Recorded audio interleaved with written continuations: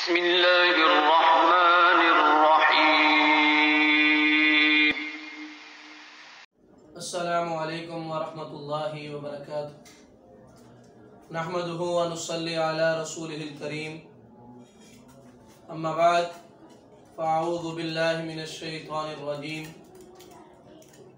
इन्नल्लाहा यअमुरु bill अदलि वल इहसानि व ईताइ ज़िल क़ुरबा।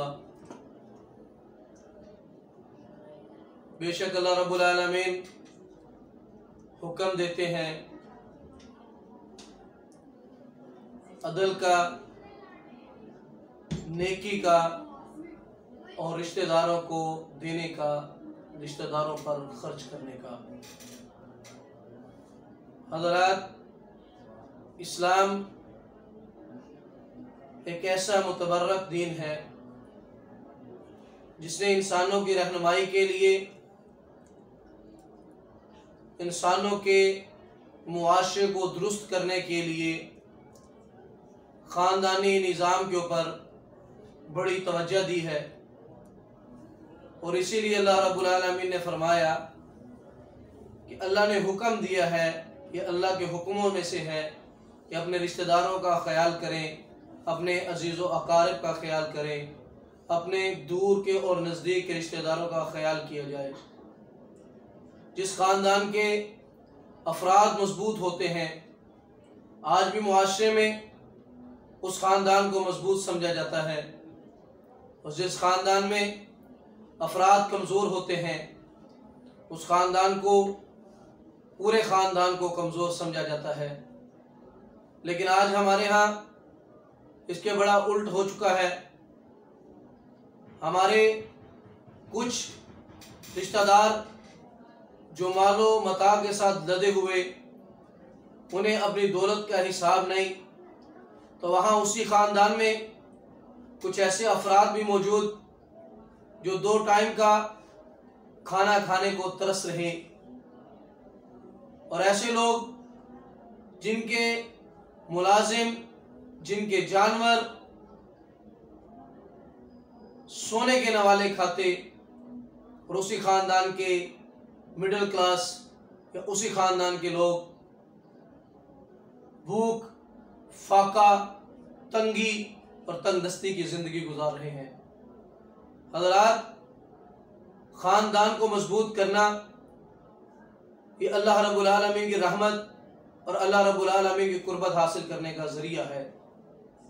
और ख़ानदानों को कमज़ोर करना, रिश्तेदारों को ख्याल ना रखना, या इस तरह कह लें कि मालदार रिश्तेदारों के साथ रिश्तेदारियाँ रखना और गरीब रिश्तेदार के साथ रिश्तेदारी को तोड़ना, ये अल्लाह रब्बुल आलमीन के नापसंदीदा अमाल में से है।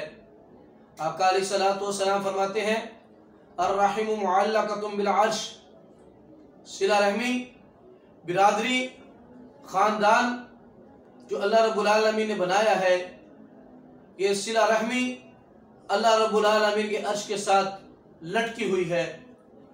और वो कहती है, तक़ूल, वो कहती है, मन वसलनी वसलहुल्लाह।